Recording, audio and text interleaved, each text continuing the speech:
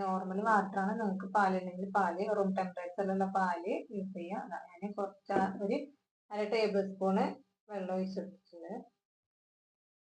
എന്നിട്ട് ഇതുപോലെ പതുക്കെ മിക്സ് ചെയ്തിട്ട്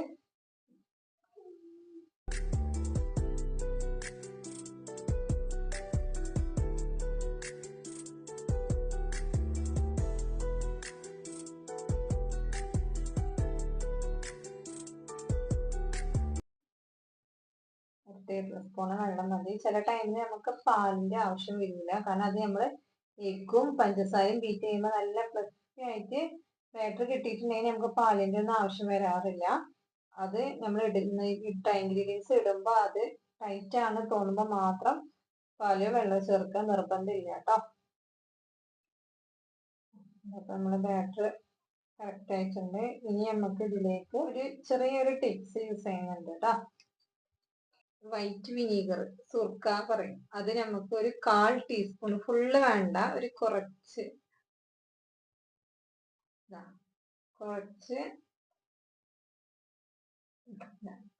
എന്ത് ചെയ്യാ, നമ്മൾ ഈ ബാറ്ററിലേക്ക് ഒഴിച്ചു കൊടുത്തിട്ട് മിക്സ് ചെയ്യാം കേട്ടോ. ഈ ലാസ്റ്റ് ഭാഗം നമ്മൾ കേക്കിലേക്ക് ഒഴിക്കുന്നതിന്റെ അടുത്ത സ്റ്റെപ്പാണ്. അപ്പൊ അതായത് ഒഴിച്ചതിന് ശേഷം നല്ലോണം ഒന്ന് മിക്സ് ചെയ്ത് കൊടുക്കാം. ഇത് എന്തിനാ വെച്ചാല് നമ്മളെ ഈ ബാറ്ററില്, നമ്മളെ ഈ സ്പഞ്ചില് എഗ്ഗിന്റെ സ്മെല്ല് ഇല്ലാണ്ട് നിൽക്കാനും പിന്നെ സ്പഞ്ച് ഒന്ന് സോഫ്റ്റ് ആകാനും വേണ്ടിയാണ് നമ്മളിത് ചേർക്കുന്നത്. ഇതിന് നിങ്ങൾക്ക് വിനീഗർ ചേർക്കാൻ ചിലവർക്ക് പറ്റൂല, അങ്ങനെ തോന്നുന്നവരാന്നുണ്ടെങ്കിൽ അതിന് ബദല് ലെമൺ ജ്യൂസ് യൂസ് ചെയ്യാം കേട്ടോ. അതേ അളവില്. ഇപ്പൊ കറക്റ്റ് ആയിട്ടുണ്ട്. ഇതാണ് നമ്മളെ ബാറ്ററിന്റെ കൺസിസ്റ്റൻസി. Ribbon consistency. ഇതാണ് റിബൺ കൺസിസ്റ്റൻസി എന്ന് പറയുന്നത്. ഇതാണ് നമ്മുടെ ബാറ്ററിന്റെ കറക്റ്റ് അളവ് കേട്ടോ. നമ്മൾ എടുത്തു വെച്ചിട്ടുള്ള കേക്കിലേക്ക് ഒഴിച്ചു കൊടുക്കുക കേട്ടോ.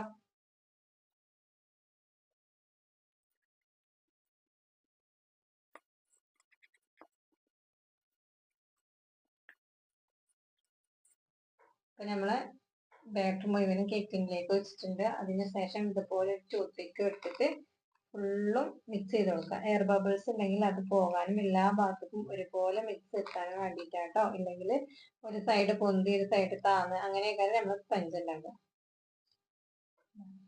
എന്നിട്ട് ഇതുപോലെ നല്ലോണം ടൈപ്പ് ചെയ്യുമ്പോൾ കണ്ടില്ല എയർ ബബിൾസ് പൊട്ടുന്ന. ഇതുപോലെ ചെയ്തിട്ടില്ലെങ്കിൽ നമ്മുടെ സ്പഞ്ച് ബേക്കായി നമ്മളത് 3 ലെയർ കട്ട് ചെയ്യുന്ന ടൈമില് ഉള്ളില് ഫുള്ള് മോൾസ് ഉണ്ടാവും. അതില്ലാണ്ട് നിൽക്കാനാണ് ഇതുപോലെ ടൈപ്പ് ചെയ്ത് കൊടുക്കുന്നത് കേട്ടോ. ഇപ്പൊ നമ്മളെ ഈ വെയിറ്റ് എടുത്ത് മാറ്റിയിട്ട് ഇതിന്റെ അടപ്പ് മാറ്റിന് ശേഷം ഇതിന്റെ സെന്ററിലായിട്ട് നമ്മളെ കേക്കിന് വെച്ചെടുക്കാം കേട്ടോ. അതുപോലെ ഇട്ട് കൊടുത്താൽ മതി. എന്നിട്ട് അതുപോലെ തന്നെ എന്ത് ചെയ്യാ, അടപ്പ് വെക്കുക, വെയിറ്റ് വെക്കുക. നമ്മളെ ഫ്ലെയിം വന്നിട്ട് മീഡിയം ഫ്ലെയിമിലേക്ക് ആക്കി കൊടുക്കുക കേട്ടോ. ലോ ഫ്ലെയിമിൽ നിന്ന് മീഡിയം ഫ്ലെയിമിലേക്ക്, ഹൈ ഫ്ലെയിമിലും അല്ല ലോ ഫ്ലെയിമിലും അല്ല, അതിന്റെ ഒരു നടുവിലാക്കിയിട്ട് വെച്ച് കൊടുക്കുക കേട്ടോ. എന്നിട്ട് 1/2 kg വാനില സ്പഞ്ചിന്റെ അളവ് ടൈമിങ് വന്നിട്ടുള്ളത് 25 to 28 ആണ്. അപ്പൊ 25 മിനിറ്റ് കഴിഞ്ഞിട്ടൊന്ന് തുറന്ന് നോക്കിയിട്ട് കുത്തി നോക്കുക. ബേക്ക് ആയിട്ടില്ലെങ്കിൽ പിന്നെ ഒരു 5 മിനിറ്റും കൂടെ വെച്ച് കൊടുക്കുക കേട്ടോ. ഇതൊരു 28 മിനിറ്റ് ആയിട്ടുണ്ട്. അപ്പൊ നമുക്ക് തുറന്നിട്ട് നോക്കാം. ബേക്ക് ആയിട്ടുണ്ടാവും കേട്ടോ. നല്ല ഹൈറ്റിൽ പൊന്തിയിട്ടുണ്ട്. നമുക്കിതുപോലുള്ളൊരു ടൂത്ത് പിക്ക് വെച്ചിട്ട് കുത്തി നോക്കാം കേട്ടോ. നല്ല ക്ലീൻ ആയിട്ടാണ് കിട്ടിയിട്ടുള്ളത്. അതിൽ പറ്റി പിടിച്ചിട്ടൊന്നുമില്ല. സെൻറ്ററിലും കുത്തി വെക്കാം. കറക്റ്റ് ആയിട്ടുണ്ട്. ഇനി നമുക്ക് നമ്മൾ ഫ്ലെയിം ഓഫ് ആക്കിയതിന് ശേഷം ഇതിൻ്റെ ഉള്ളിൽ നിന്ന് ഇത് എടുക്കാം കേട്ടോ. എടുത്തേക്ക് എടുക്കാം.